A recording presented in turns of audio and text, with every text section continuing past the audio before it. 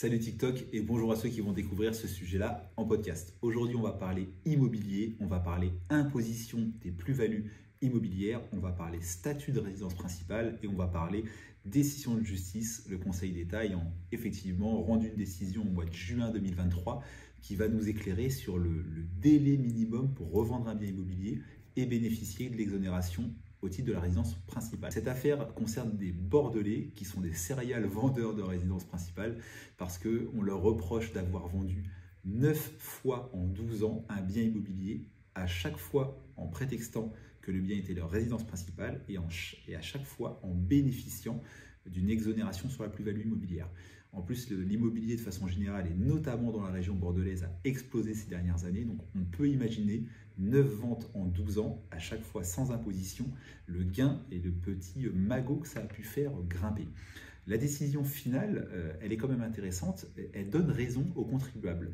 Non, le fisc n'a pas réussi à démontrer un abus de droit ou une requalification au titre de marchand de biens, et on n'a pas non plus cadré de délai minimum de détention d'un bien en résidence principale et donc de délai minimum de détention pour la revente. On me pose souvent, très souvent cette question sur les réseaux sociaux, notamment dans mes lives TikTok, j'en fais 2 par semaine pour ceux que ça intéresse, de savoir au bout de combien de temps on a le droit de revendre sa résidence principale pour ne pas être taxé, et est-ce que si on le fait au bout de 6 mois, au bout d'1 an, au bout de 2 ans, est-ce que c'est légal? Je réponds toujours à ça que le fisc ne met pas en face de délai, malheureusement, il n'y a pas de délai qui le cadre, c'est plutôt une véracité de l'information. Donc quand on est sur un délai supérieur à 1 an ou 2 d'habitation dans le bien, nous, agents immobiliers notaires, on est à l'aise et on n'a pas de précautions à vous donner sur le conseil.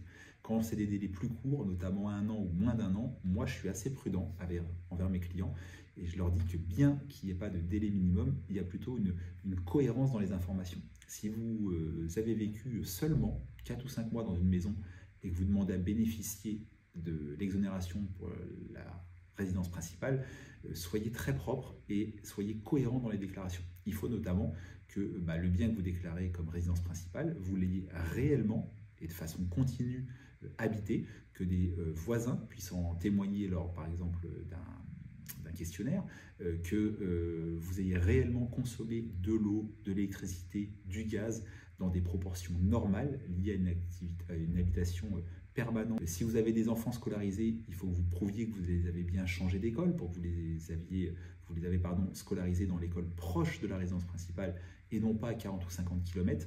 En fait, il faut qu'il y ait un faisceau d'indices qui concorde sur le fait que oui, bien que ça ait été court, 6 ou 7 mois de détention par exemple, ça a réellement été votre résidence principale et donc vous pouvez réellement bénéficier de l'exonération.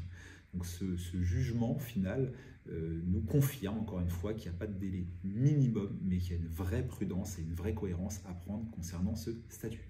J'ai fait d'autres vidéos, d'autres TikTok, parce qu'il y a plein d'autres cas d'exonération sur l'imposition à la plus-value immobilière. Il y a la durée de détention, il y a les ventes de petits montants, il y a les ventes à bailleurs sociaux, mais il y a aussi, très méconnue et pourtant ô combien intéressante, la première revente d'une résidence secondaire pour ceux qui n'étaient pas propriétaires de leur résidence principale depuis au moins 4 ans. Ça, c'est un point super intéressant. J'en ai moi-même bénéficié en 2021 et je peux répondre à vos questions en commentaire sur TikTok ou en commentaire sur les réseaux sociaux sur cette pratique-là. Et vous pouvez aussi trouver des vidéos sur YouTube en tapant la minute du propriétaire Visit & Co sur le sujet. J'espère vous avoir éclairé avec cette petite vidéo et ce petit podcast IMO. À très vite les amis.